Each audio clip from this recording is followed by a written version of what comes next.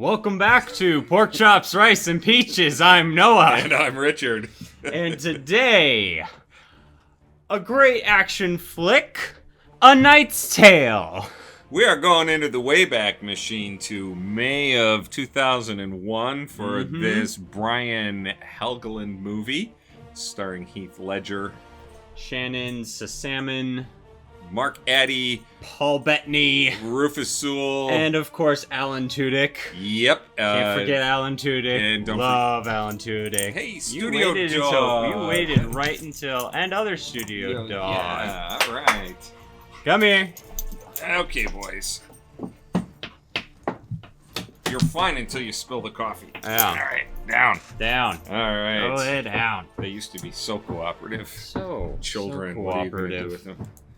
Anyways, I'm sitting and I'm rewatching this movie last night and this morning, and I realized that this is just a wonderful fairy tale. Oh, yeah. And if you're looking for an escape and a feel-good movie, this is a movie to pop in. Yes. Yes, it is. Now, I don't think that it falls into the category of every time it comes on TV, stop what you're doing and watch it. Yeah. But it's very close. It's very close. It's definitely worth a watch if you're bored. And definitely worth going back to every now and again. So if you haven't seen this movie, if it has not come across your radar, it's the tale of a squire whose knight dies in the middle of a jousting tournament, and they're on the verge of victory, and they haven't eaten in days because they have no money. Yep. And so rather than just giving up and packing everything in, he puts on his master's armor, wins the tournament, and starts the biggest scam in 14th century England. Yeah. Pretending to be a knight at a jousting tournament. And you know what? You know, one of the notes that I made, it kind of occurred to me. This is, obviously, it's a medieval movie. All right? It's a knight. And he's doing all these deeds. It's not necessarily heroic deeds. He's not going into battle. He's not crusading. He's not saving the king. He is... Hey, calm down. Calm down. Thank you.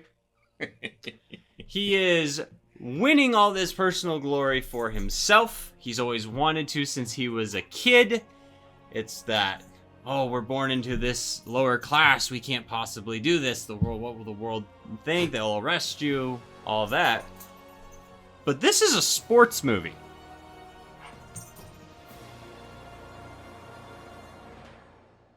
Yes. This has every story beat of a sports movie. It really does. Okay, explain. You've got a person who has the talent and the ability and finally gets a chance to prove themselves. Okay. And they go on and they start finding success.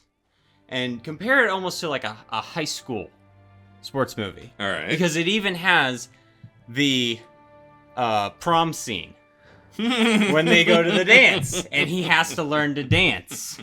You've got the rival trying to get the girl as well. All the smack talk between them. The rival cheats because he knows that there's a chance he could lose. Or that he probably will lose. But you do have a very solid character arc for William, the lead character, played by Heath Ledger. It's, part rags to riches, part sports, and part amazing medieval stunt work. Which I will get into later. Yeah, we'll visit that. I never thought of this as a sports movie before. That's actually... perfectly appropriate. Isn't it? You know, I was looking at it, from just Got the big game coming up. It's his final chance to win all the glory and get the girl and live happily ever after. And his blind father comes to see him perform. Exactly. Right. The dad gets to see him succeed. It's great. Right. It's wonderful. So anybody who watches this movie, you can't get 5 minutes into the movie before you realize this is going to be something special with the introduction of "We Will Rock You" as the musical soundtrack for the opening joust, sequence. Oh, it's so good. And here is something where they took a story from the 14th century. Yep. And the setting of the story, and they brought a modern feel to it, and it just brings you in because it's all 70s rock and roll. So Yeah, if it's are fantastic, a fan of 70s rock, "We Will Rock You," Lowrider, Bachman Turner Overdrive's "Taking Care of Business." You just it's got so to good. love that song. It's so right? good. Golden Years, which is the song, and this was really cool because I love the music in this movie.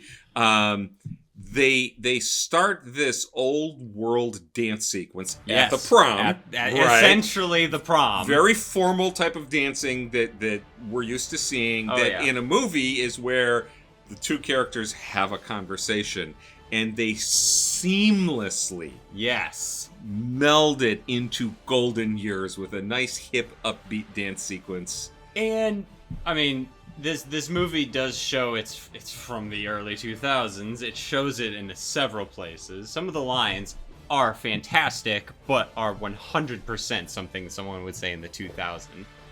Paul Bettany says something about "I'm game." Yes. And I'm like, yeah, okay. Princess's Jocelyn's hairstyle at that sequence looks straight out of 2002. It's spiky in the back. It has dyed colors in it. I'm like, it was weird. It's weird. It was weird. It's weird. Yep. I'm like, yeah, okay, whatever. It's fine. The rest of the movie, these are just tiny little things that I noticed that are just like, product of its time. And then the story takes place mostly on the jousting tournament, but they returned to England for the World Championship of Jousting.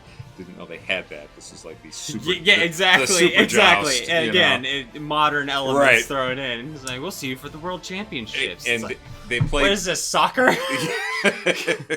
I believe them going to France for a tournament, which they do at one point. Yes, they do. It's the French.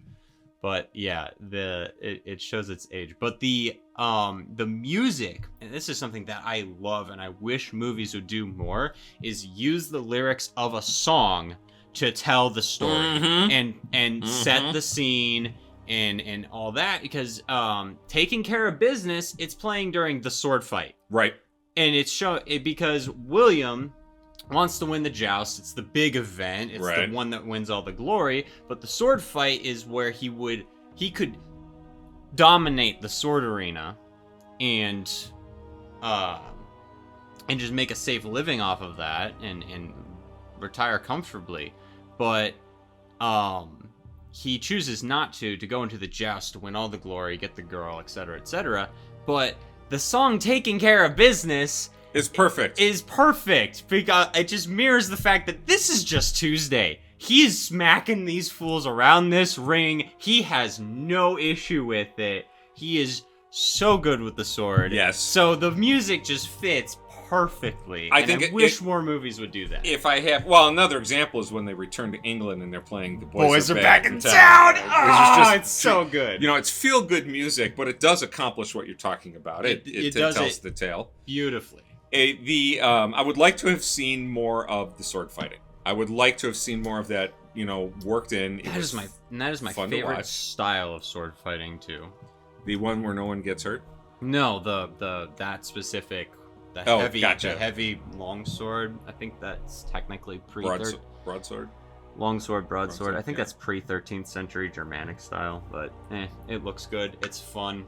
Well, I hate fencing. One of the things fencing that I normally don't do, I was reading, the insert from the DVD. Right, the director said they liberally took elements from about 600 years worth of everything. This is not a historically accurate film. And they didn't want it to be. They didn't want it to be. Right. They knew what they wanted to make this, so they took what they needed and made it if you the best they could. Like period pieces that are fun to look at, then take a look at the sets on this. This was filmed entirely in Czechoslovakia. It was on a set that was about 2 football fields in size. Yep. They had castles. They had a mock-up of Old England. They had jousting arenas, and several of them. There was several towns. Yes, a lot of flexibility in that. And the armors, while not period accurate, I think is still different variations of medieval armor from all over that like 600-year time span. And it's really the costuming in this is really good. The practical effects in this are fantastic. Yes, they are. When the lances explode, there's got to be a charge hidden in there somewhere to detonate those things.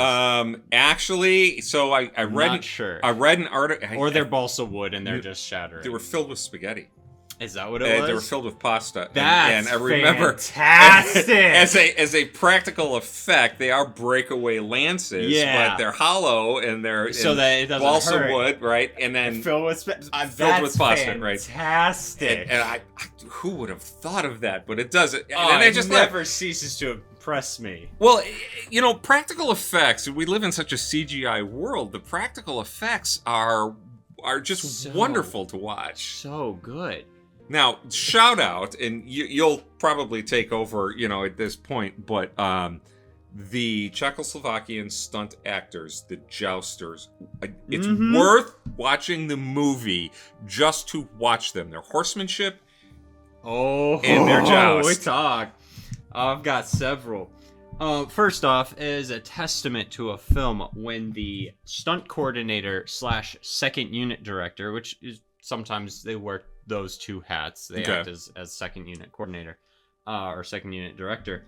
When Alan Graff, the stunt coordinator, is the first credit at the end of the movie. He was before Heath Ledger. It went second unit director / stunt coordinator, Alan Graff, and then it went into the cast. Nice. And that tells you how intense this was, because, fun fact, falls from horses kind of suck. It is, and I mean this in all sincerity, it is easier to fall off a moving vehicle than it is to fall from a horse.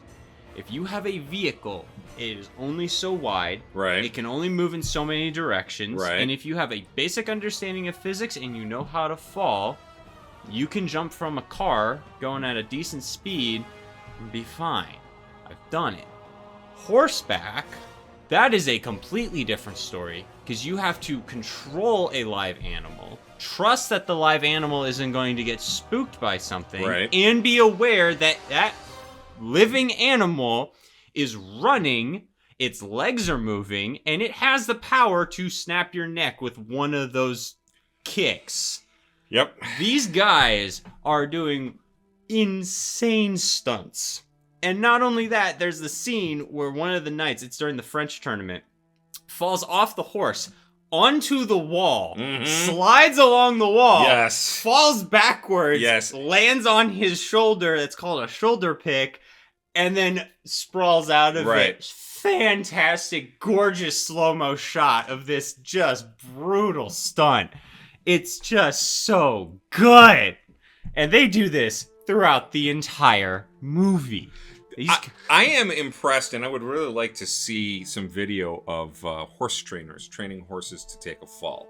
Now, stunt horses are incredible. They are incredible. They never fail to entertain. And the other thing, and this is the one that impresses me. So you see a horse get knocked out by a Mongo on blazing saddles. You see a horse running on the wooden platform porch walk and wiping out, feet going right out from under him.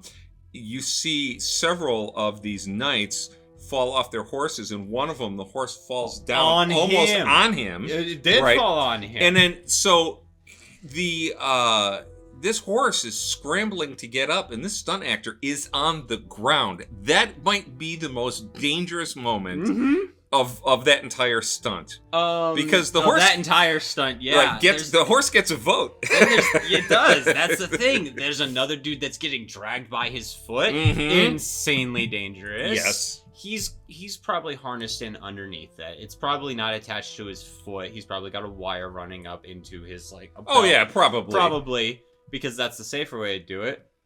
But he might not. It's you know. At the very end, when spoilers, Count Adamar gets defeated. Backflips off. Yes. Flips off. Yes. That's a rough. That's rough that's rough standing. As long as the horse doesn't kick, yeah, you're fine. Yeah, right? As long as the horse continues moving forward, you don't get caught. That particular sequence brings up my only real, let's just say, complaint. There's something really odd about the scene where Count Adamar has been unhorsed and he's laying flat on his back on the ground. It is. He looks elevated. He looks elevated. Like he's floating. Yes. Yeah. You notice that too? Yeah. And it drives me crazy. The ground every is time. not under his head. It is like a foot below it. I don't know what was going on there. I have no idea why they chose to do it that way or what was going on, but if that's my biggest complaint, it's no biggie. Yeah, no biggie. But this movie is not just action. It has it's a story you've seen before, but it's a story it's done well here.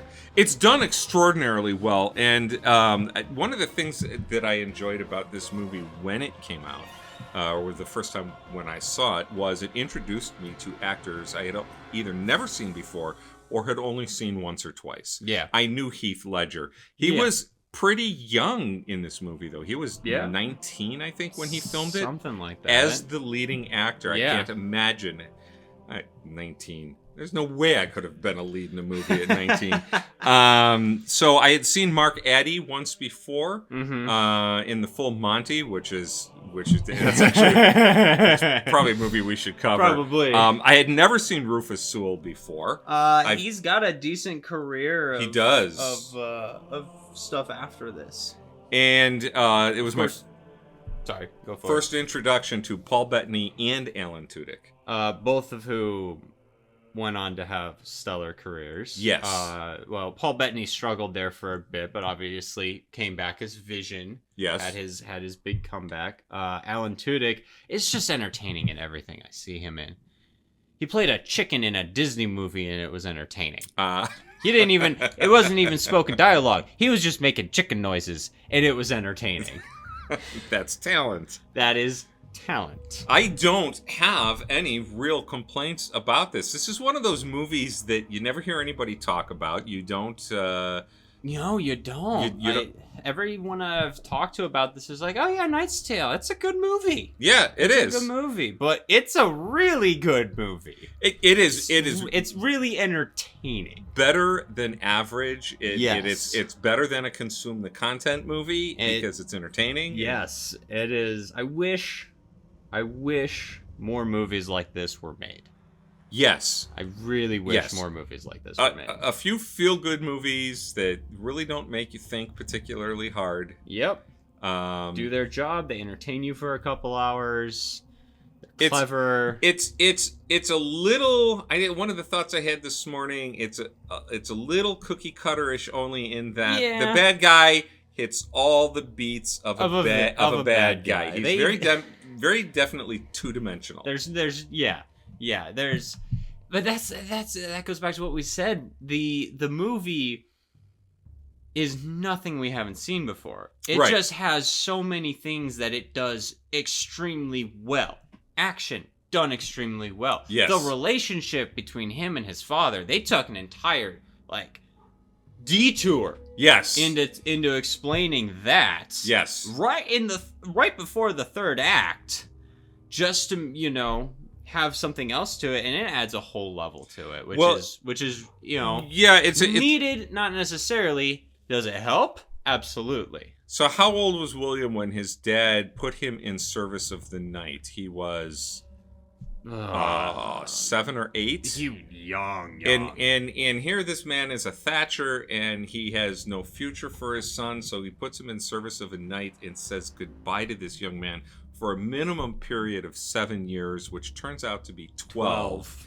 And you could not have. It's the part of the movie that, as a parent, I just go, you could not have gotten me to give up any of my children at age 7 for 7 years. It just would not happen. Just wouldn't happen. Yeah. I guess the reason, like from a story perspective, it explains his whole dialogue about changing the stars. Mm-hmm. So that just occurred to me rethinking about it. So it serves. Oh, it serves a great purpose. It serves a great purpose. Yeah. If it can pull on your heartstrings just even a little bit. The love story is full of its own, tropes and cliches and all that, but the funniest part of that entire love story is he's getting ready to go joust, and she's told him, if you love me, you'll lose this one. And he's just like, what are you doing? Losing.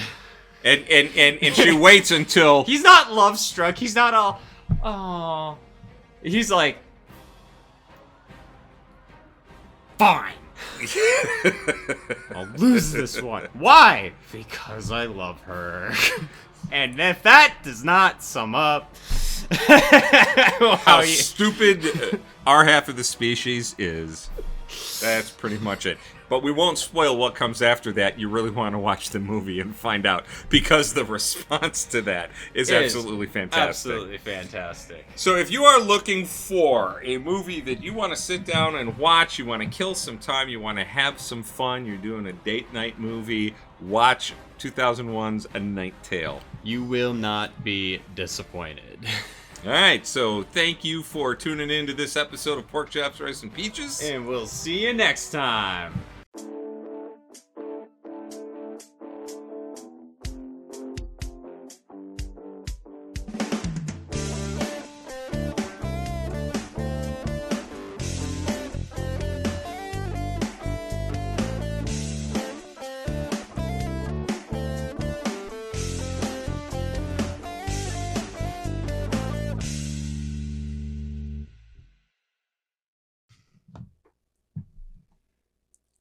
That was good. That was really good. That was really good. It's like 20. Also, 5 minutes. I didn't even mention Edward. Freaking fantastic. Oh yeah, just let the dude joust. Yeah, but that's a whole thing. Just let them figure it out. This is the post-credit scene. Yeah. We see you. So also the peasants in the square at the end of the movie, when Edward comes back, those are some rat bastards. Oh no, the best part. During that in the square fight sequence where with the music squaring. You like, with the sword six, yeah. Right? Okay. I was talking about the audience, all the extras missed their cue to cheer. And so when Roland looks around and he's leaning up against the fence and he goes, yeah! And then everybody cheers. That was a complete ad-lib by Mark Addy. That's right? Amazing. And then everybody picked up on that, so they just incorporated it into the movie. That was great.